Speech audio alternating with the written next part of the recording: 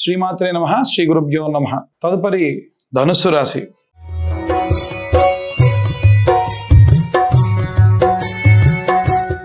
రెండు 2025 మార్చి నెలలో మాస ఫలితాల్లో ధనుస్సు రాశి వారికి ఎలా ఉందో తెలుసుకుందాం. ధనుస్సు అనగానే మనకు గుర్తొచ్చేది విల్లు, బాణము. మనకి ఏదైనా సరే ఒక పని చేయాలి అనుకోండి, ఉదాహరణకు నేను ఇక్కడి నుంచి ఒక చోటికి వెళ్ళాలి అంటే ఆ వెళ్ళాలనుకున్నటువంటి ప్రదేశాన్ని నా గమ్యస్థానంగా నేను ఏర్పాటు చేసుకొని ఇక్కడి నుంచి బయలుదేరాలి. అలాంటి గమ్యం లేని ప్రయాణాలు జరిగితే ఎలా ఉంటుంది? అలా ఉంటుంది ధనుస్సు రాశి వారికి. కాబట్టి ధనుస్సు రాశి వారు అంటేనే గురువు రాష్ట్రాధిపతిగా ఉన్నటువంటి వాళ్ళు. గురువు అనేవాడు ఏం చేస్తాడంటే కొన్ని సందర్భాల్లో మనల్ని విపరీతంగా శిక్షిస్తాడు. బంగారం మెరుపు రావాలి అని అంటే కాల్చాలి, కొట్టాలి, మళ్ళీ కాల్చాలి, కొట్టాలి. దాన్ని బాగా మెరుపు తీసుకొచ్చే పరిస్థితులలో బంగారం బాగా మెరుగుపడుతుంది. అలాగే ఇప్పుడున్నటువంటి కాలము కష్టకాలం అనే చెప్పాలి. విద్యార్థుల విషయంలో పాపం వాళ్ళు చేయని తప్పుకి శిక్ష అనుభవించాల్సిన పరిస్థితి. వాళ్ళు తప్పు చేయకపోయినా ఏదైనా గొడవ జరిగి కాలేజ్లో కానీ, స్కూల్లో కానీ, ఇన్స్టిట్యూషన్స్లో కానీ, విద్యార్థులు అంటే మళ్ళీ చిన్న ఏజ్ వాళ్ళు కాదండి, పెద్ద ఏజ్ వాళ్ళతో సహా వాళ్ళు చేయనటువంటి ఒక తప్పుకి వీరికి శిక్ష పడేటువంటి అవకాశం ఆ గ్రూప్లో నిలబడ్డ కారణం వల్ల, అదే సమయంలో అక్కడి నుంచి రావడం వల్ల ఏదైనా కావచ్చు. దీన్ని ఎవరూ మార్చలేరు. కాబట్టి అలా జరగకుండా ఉండాలి అంటే దత్తాత్రేయ స్వామి వారిని తలుచుకోవడం కానీ, కొలవడం కానీ మంచిది. గృహిణుల విషయానికి వస్తే సాధారణమైన లాభము, ఎటువంటి అద్భుతాలు ఏమి ఈ నెలలో ఎక్స్పెక్ట్ చేయడం మంచిది కాదు.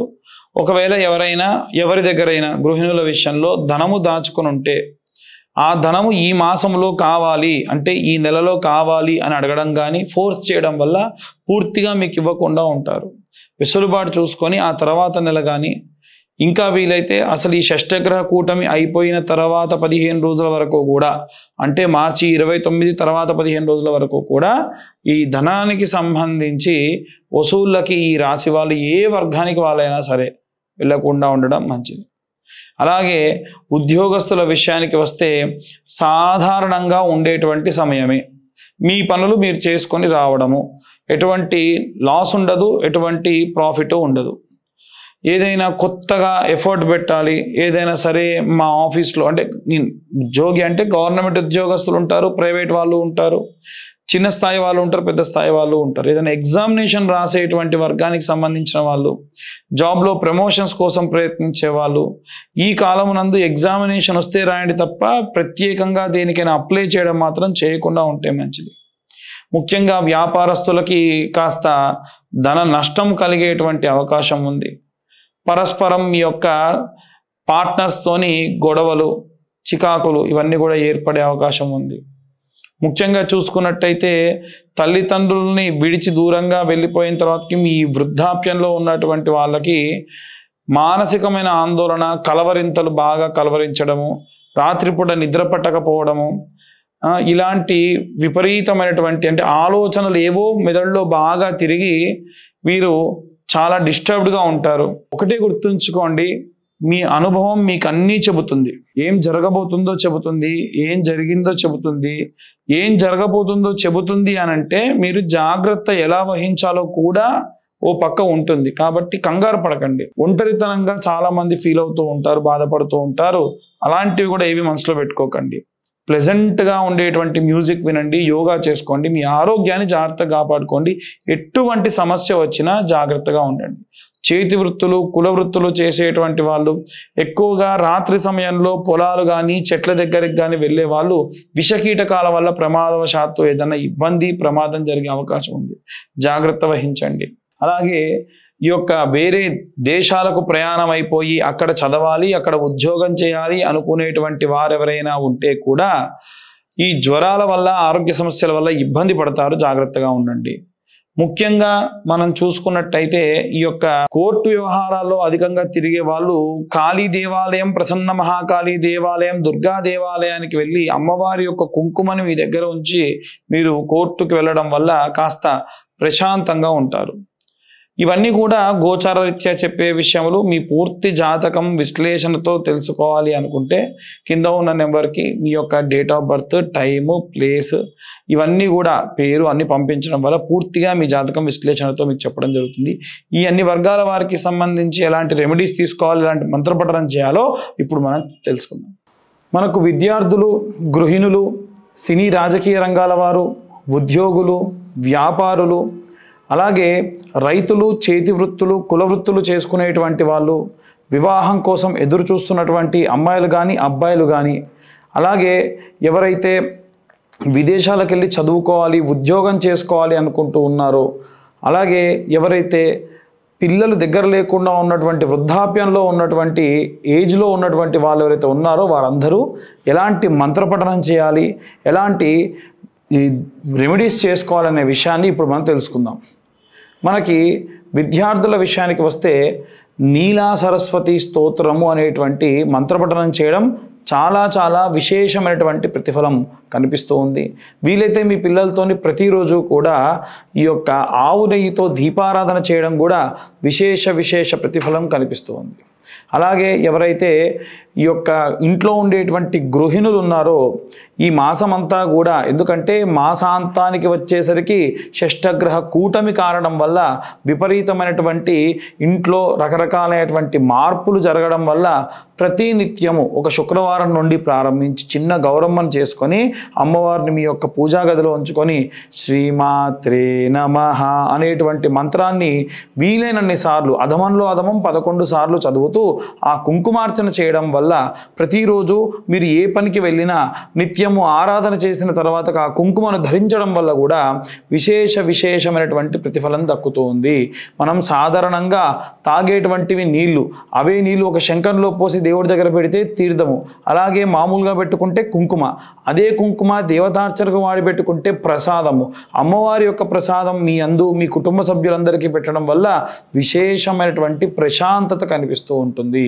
అలాగే ఎవరైతే ఉద్యోగస్తులు ఉన్నారో వీరు ఈ నెలంతా కూడా, ఎందుకంటే గ్రహ సంచారం రీత్యా 6 గ్రహములు ఒకే ఇంటికి చేరడము, చాలా మందంగా నడిచేటువంటి మందగమనుడుగా పిలిచేటువంటి శని, అలాగే అత్యంత వేగంగా సంచరించేటువంటి చంద్రుడు, వీరు గ్రహ సంచారం చేస్తూ షష్ఠగ్రహ కూటమి ఏర్పడేటువంటి పరిస్థితులలో అందరికీ కూడా విపరీతమైనటువంటి అలాగే మిశ్రమ ఫలితాలు అధికంగా గోచరించే అవకాశం ఉన్న కారణం వల్ల దక్షిణామూర్తి స్తోత్రము చదవడం చాలా మంచిది. అలాగే ఎవరైతే ఈ యొక్క వ్యాపారం చేసుకుంటూ ఉన్నారో వారు నిత్యము కుబేర మంత్రము అలాగే దక్షిణామూర్తి స్తోత్రము చదువుకోవడము విశేష ప్రతిఫలాన్ని ఇస్తుంది. అలాగే ఎవరైతే ఈ యొక్క సినీ రాజకీయ రంగాల్లో ఉన్నటువంటి వారు ఉన్నారో ఈ మాసమునందు, అది కూడా ప్రథమార్థము కంటే ద్వితీయార్థములో చండీ హోమము చేసుకోవడము, ఆ యొక్క చండీ హోమం చేసినటువంటి భస్మాన్ని తీసుకొని మీ దగ్గర కొద్దిగా పెట్టుకోవడము, నిత్యము దూర ప్రయాణాలు చేయాల్సి వచ్చినప్పుడు ఒక నిమ్మకాయను తీసుకొని కొద్దిగా కోసి దాంట్లో అమ్మవారి యొక్క ఆ యొక్క హోమ ప్రసాదాన్ని వేసి జోబులో పెట్టుకోవడం వల్ల, లేదా మీరు వెళ్ళేటువంటి వాహనంలో ఉంచడం వల్ల ప్రమాదాలు రాకుండా ఎప్పుడూ కూడా కాపాడుతూ ఉంటారు. అలాగే ఎవరైతే ఈ యొక్క చేతి వృత్తులు, కుల వృత్తులు చేసేటువంటి వారు ఉంటారో మీ యొక్క కులదేవతారాధన మానకుండా ఉండడం మంచిది. వీలైనంత వరకు కూడా ఎప్పుడూ చాలా ప్రశాంతమైనటువంటి వాతావరణంలో అమ్మవారి ఆరాధన, అలాగే మీ యొక్క కులదేవతకు లేదా మీ గ్రామ దేవతకు వారి రోజులలో, అంటే ఉదాహరణకు ఎల్లమ్మ తల్లిని పూజించేటువంటి వారైతే మంగళవారం నాడు, పోచమ్మను కానీ లేదా ఉప్పలమ్మను కానీ పూజించేటువంటి రైతులు గ్రామాలలో ఉండేటువంటి వాళ్ళు ఆదివారం నాడు ఒక కొబ్బరికాయ నివేదనగా అమ్మవారికి పెట్టుకోవడము చాలా విశేషమైనటువంటి శక్తినిస్తుంది.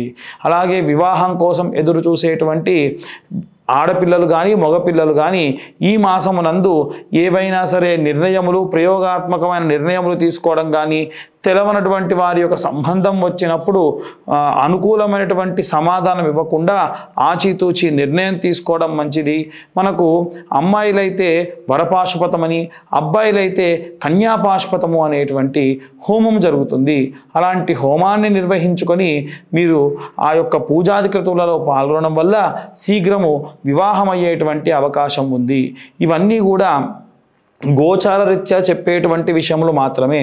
మీరు మీ యొక్క స్వతహాగా మీ జాతకం తెలుసుకోవాలనుకుంటే మీ యొక్క పేరు, date of birth, time, place ఇవన్నీ కూడా కింద ఉన్న నెంబర్కు పంపించడం వల్ల పూర్తిగా మీ జాతకం విశ్లేషణతోని 60 నుండి 70 పేజీల్లో విశ్లేషణతో చెప్పడం జరుగుతుంది. ఈ 2025వ సంవత్సరంలో 2025 మాత్రమే తీసుకొని మీకు జాతకం విశ్లేషణగా చెప్పడం కూడా జరుగుతుంది. అలాగే ఎవరైతే ఈ యొక్క కోర్టుల చుట్టూ తిరుగుతూ ఉన్నారో, అంటే కోర్టు వ్యవహారాలు, గొడవలు, విడాకులు వీటి గురించి తిరుగుతూ ఉన్నారో, దుర్గా కవచం చదువుకోవడం చాలా మంచిది. ఈ దుర్గా కవచం చేయడం వల్ల అమ్మవారు ఎప్పుడూ మీ చుట్టూ ఒక రక్షణా వలయంలా ఏర్పడుతూ ఉంటారు. అలాగే మీ దగ్గరలో ఉన్నటువంటి కాళీమాత దేవాలయానికి వెళ్ళి ఈ యొక్క విదేశాలకు వెళ్ళేటువంటి విద్యార్థులు కానీ, ఉద్యోగస్తులు కానీ, కోర్టు వ్యవహారాల్లో వెళ్ళేటువంటి వారు వీరందరూ కూడా అమ్మవారి దగ్గర పూజించినటువంటి కుంకుమను తీసుకొని ఒక పేపర్లో వేసుకొని పొట్లంగా కట్టుకొని మీ దగ్గర ఉంచుకొని వెళ్ళడం వల్ల చాలా ప్రశాంతంగా ఆ యొక్క కార్యక్రమాలు పూర్తి కావడము, ఎటువంటి ప్రయాణాల్లో ఇబ్బందులు కానీ, వెళ్ళిన తర్వాత ఎటువంటి ఇబ్బందులు జరగకుండా అమ్మవారి యొక్క కృపా కటాక్షాలు ఎప్పుడూ కాపాడుతూ ఉంటాయి. అలాగే ఎవరైతే వృద్ధాప్యంలో ఉన్నారో వారు ఈ యొక్క కాలభైరవాష్టకాన్ని నిత్యము చదువుకోవడం మంచిది. లక్ష్మీనారసింహ కరావలంబ స్తోత్రము చదువుకోవడం మంచిది. శారీరకమైనటువంటి బాధ, దగ్గర ఎవరూ లేకుండా ఇబ్బంది పడడము, ఈ యొక్క ఏజ్ ఎక్కువ ఉన్నటువంటి వారికి చాలామందికి చాలా రకాలైనటువంటి ఇబ్బందులు వచ్చే అవకాశం ఉన్నాయి. ముఖ్యంగా కీళ్ళ నొప్పులు, కీళ్ళ వాతములు, ఈ యొక్క బొక్కల నొప్పులు, అంటే బోన్స్కి సంబంధించి విపరీతమైన నొప్పి, వెన్ను నొప్పి, నిద్రలేమి, ఇలాంటి ఇబ్బందులు ఈ మాసమునందు ఈ వర్గంలో ఉన్నటువంటి వారందరికీ, అంటే వృద్ధాప్యం బాగా వచ్చేటువంటి వారందరికీ ఉన్న కారణం వల్ల వీరు కాలభైరవాష్టకం రోజు అసుర సంధ్యా సమయాన చదువుకోవడము, అలాగే మీరు నువ్వుల నూనె అలాగే ఆముదము కలిపినటువంటి నూనెతో దీపారాధన చేయడము విశేషమైనటువంటి శక్తినిస్తుంది. కాబట్టి వీరందరూ కూడా మీ యొక్క గోచారరీత్యా మాత్రమే చెప్పడం జరుగుతుంది. పూర్తి జాతక విశ్లేషణ కావాలి అని అంటే కింద ఉన్న నెంబర్కి కాంటాక్ట్ చేయొచ్చు, మీ యొక్క జాతకం గురించి తెలుసుకోవచ్చు. ఇవి ఈ యొక్క మార్చి నెల యొక్క మాస ఫలితములు.